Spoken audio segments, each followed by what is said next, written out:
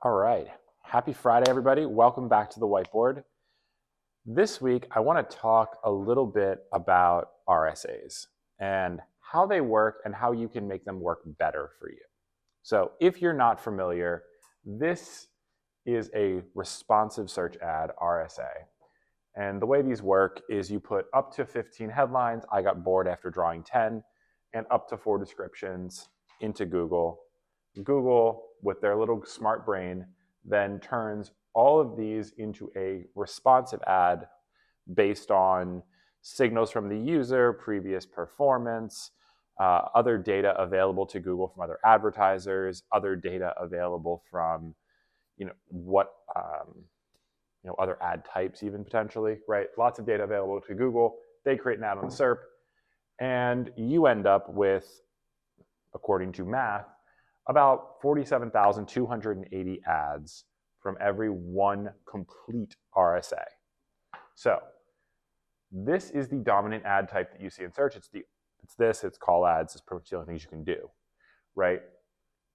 And if you go and look at any SERP, you're going to see a lot of ads. Most SERPs now either have an AI overview plus anywhere from 1 to 4 headlines or up to 4 ads or 4 ads at the top of the page. So let me show you how this actually works in practice though, because for as smart as Google claims these are, the product that you actually see is kind of dumb. So what we did is we did a search this morning for replacement Windows Maryland. Pretty simple query, definitely has some commercial and some informational intent. It's a prime candidate for ads. If you are, any kind of replacement window contractor or manufacturer, this is a SERP you probably want to be on. Well, here are the ads. And I actually did take the time to write them out. Right? Ad number 1, window replacement near you, sale now, save 10%. Ad 2, shop special sale, replacement windows. Ad 3, Maryland replacement windows, schedule consultation. Ad number 4, 25% off window replacement, window installation 25% off. These guys aren't very good at advertising. So what do you notice, right? The first thing that probably should stick out to you is, well, they're all saying the same thing. Look, everything underlined in green is about a sale. Everything underlined in purple is just a keyword insertion, and everything underlined in red is location-based. Based on these, there's nothing that stands out. So what happens? The most recognized brand, whether that be Thomson Reuters or Pella or Home Depot or whatever, or Thomson Creek, not Thomson Reuters, Thomson Creek, right? Whoever that recognized brand is the one whose ad's going to get clicked on the most.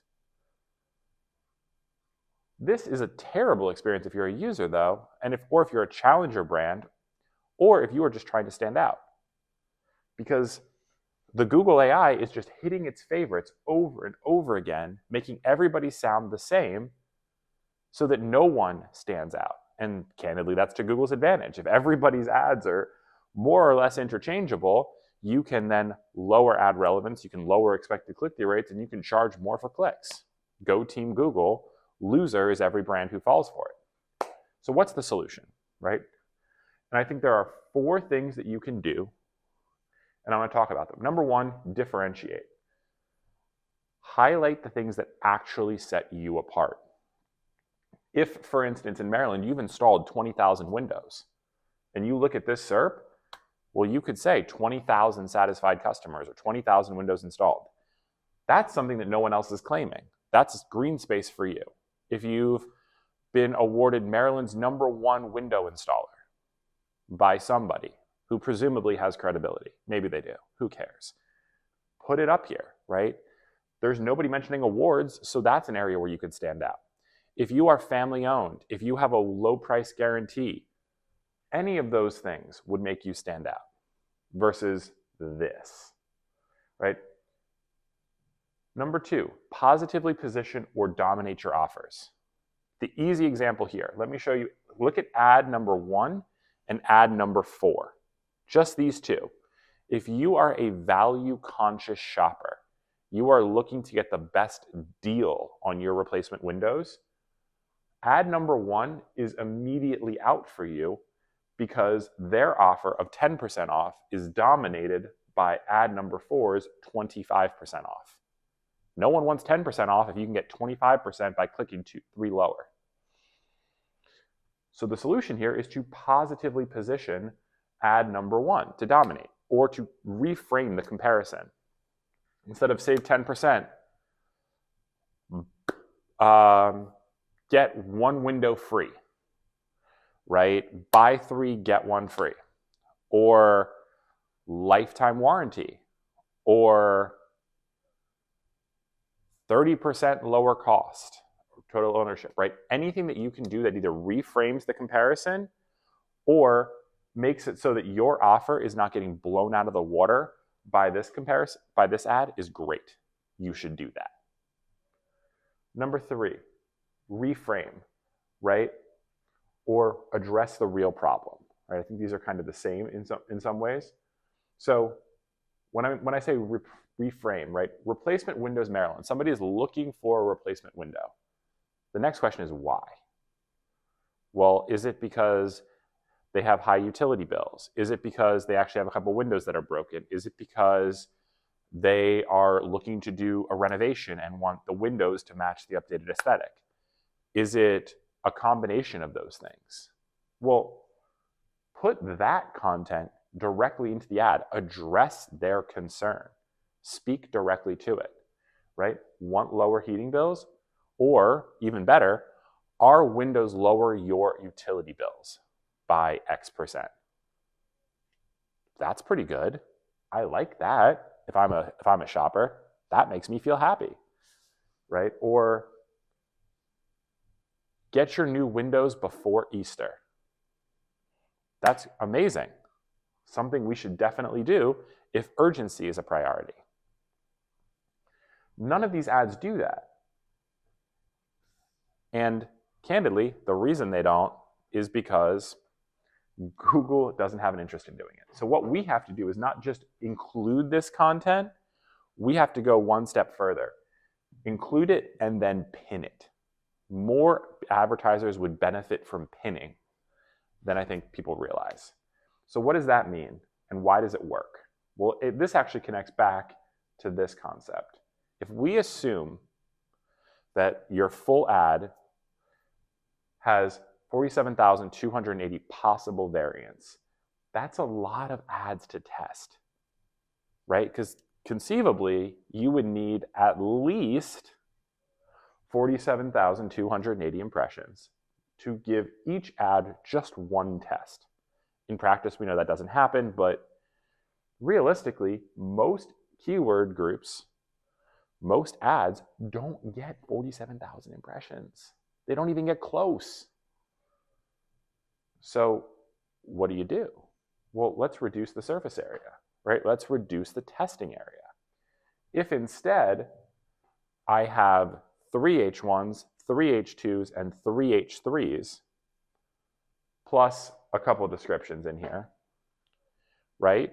Well, all of a sudden, now 3 times 3 times 3, it's only 27 different combinations to test, plus the descriptions. Well, that's a lot easier to test. And yes, there are more because you might have a couple ads that are just an H1 or just an H1 and an H2, but sure. Right? It's still, even with the descriptions folded in there, somewhere in the neighborhood of, call it less than 100 possible combinations. It's actually probably closer to, right around 100 possible combinations. Well, that's something you can test, and that's data you can get quickly. So now, by pinning, we are reducing thousands of ad combinations. Google can get to the winners faster. Those winners are actually more obvious because they are better ads than what's on the SERP. And you, the advertiser, benefit from higher expected click-through rates and higher ad relevance, even though Google will score your pinned differentiated ads as either having poor or average ad strength. The important thing to remember whenever you see that, or whenever the Google rep calls you, because they love to do that, is number one, Google reps are Google salespeople. Number two, ad strength is not quality score. Number three, ad strength has no bearing on your quality score. Something that Ginny Marvin, the Google Ads liaison, confirmed on X multiple times, right? So don't be afraid to make Google mad. Remember, Google's job is to take your money. Your customers are here to make you money. So do right by them.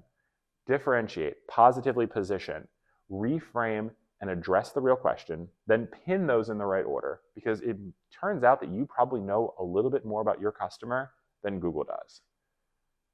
And when you see SERPs like this that look all the same, these are the ones where you should start this first, because this is what's primed for disruption.